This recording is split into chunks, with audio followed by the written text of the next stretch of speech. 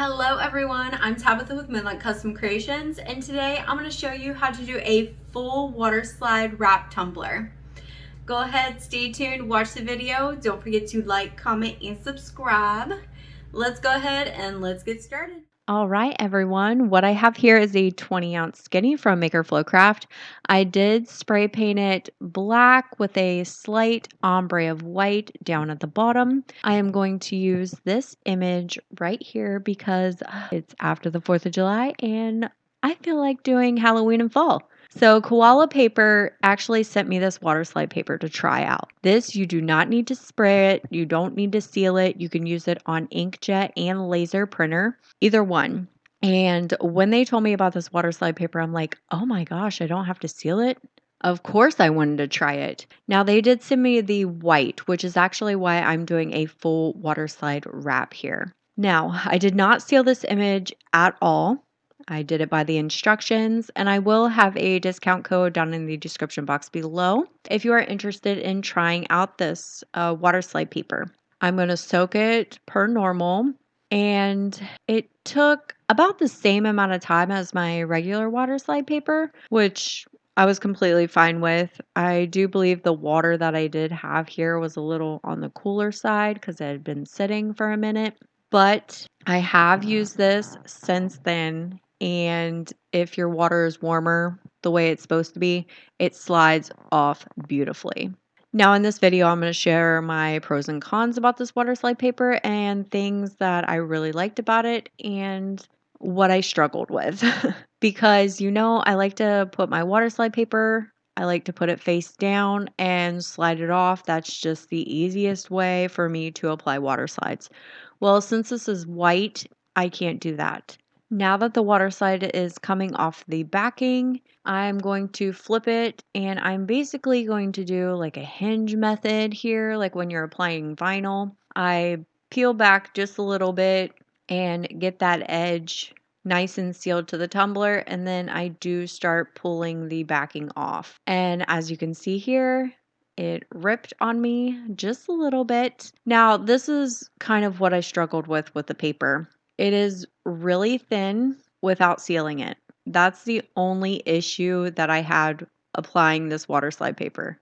It was very, very thin, and I'm pretty heavy-handed whenever I apply my water slides. Like, I really like to smooth it out with my fingers and with my squeegee. So I did rip this water slide paper just a little bit, but I was able to fix it. No big deal. You can't even tell.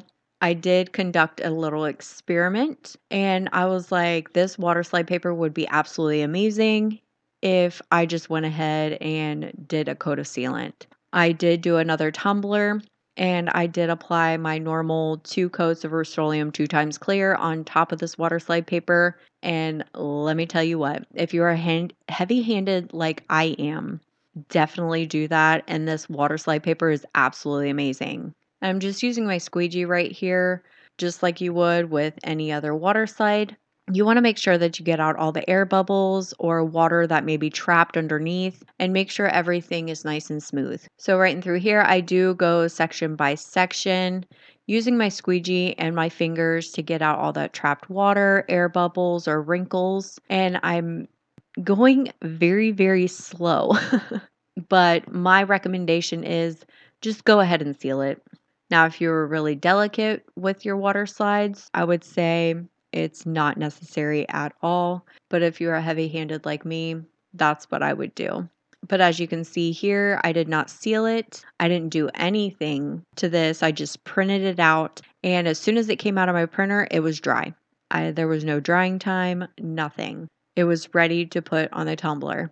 And there's no running of the ink. The image looks amazing. Overall, I definitely recommend this water slide. At first, I was kind of iffy about it just because it's so thin, but after I sealed it, yes, this water slide I would recommend.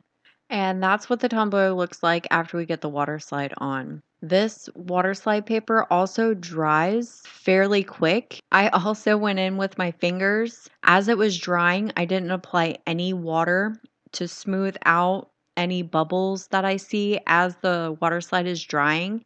And I had no ripping or anything of this water slide. after I sealed it. After doing the 2 coats of sealing, this water slide paper was so durable.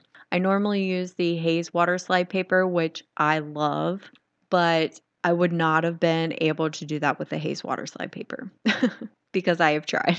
Now you're going to let this tumbler completely dry. I let mine sit for about an hour, and then we can move on to the next step. All right, y'all. Now this is what our tumbler looks like with 1 coat of epoxy on it. Now we're going to go ahead and do some drips. I have ruby slippers here from the Glitter Grind, and my link for them will be in the description box below. I have this little silicone tool, and I have about, I think like 15 to 20 milliliters of epoxy mixed up and with the ruby slippers inside. What I like to do is just take my popsicle stick and then with a little bit of epoxy, and you want to make sure that this epoxy is thickened.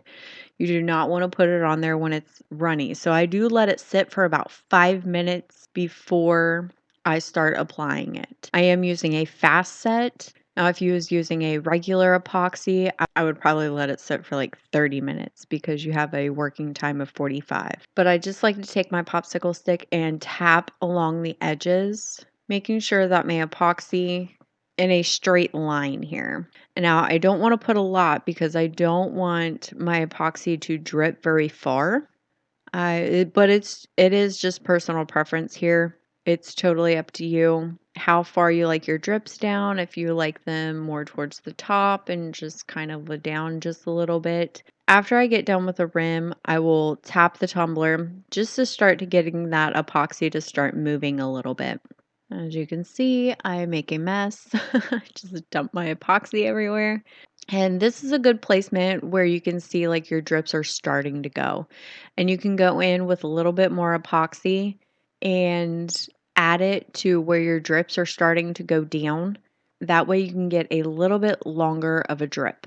Now, I just like to tap. I have seen people just kind of scrape the epoxy on. I don't like doing that, but again, that's just personal preference. I just tap the epoxy on there. And you want to continue adding your epoxy little by little until you get the drips that you want here.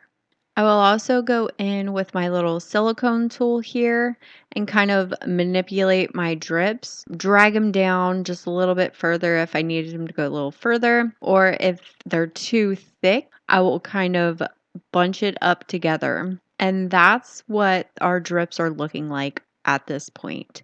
Now my epoxy is thickening up, so I'm just going through and touching up any areas that needs touched up. And I'm not going to apply any more because my epoxy is getting too thick. But I will go in and kind of clean up my drips. Now I did let this tumbler sit for about 3 hours to make sure that the drips were nice and dry. It is a fast set epoxy and it does cure in 2 hours, but it's on there pretty thick. So I just wanted to make sure that it was fully cured. But you can go ahead and check it and to make sure that's not tacky or anything. All right, y'all, now this tumbler is ready for epoxy. I am adding a little bit of Helix in with my epoxy to give it a little bit of sparkle.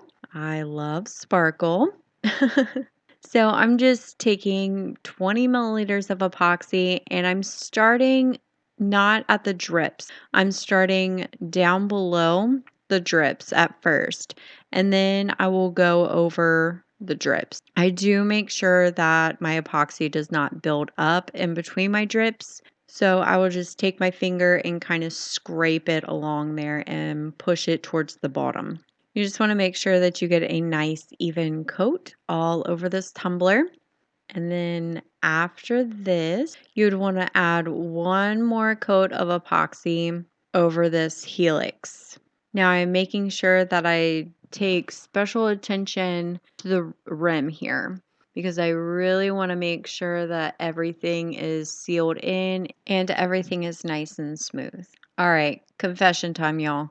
I am terrified of clowns, but I will tell you this. I fell in love with this tumbler. All right, y'all. Now, this is the final result of this tumbler. I am obsessed.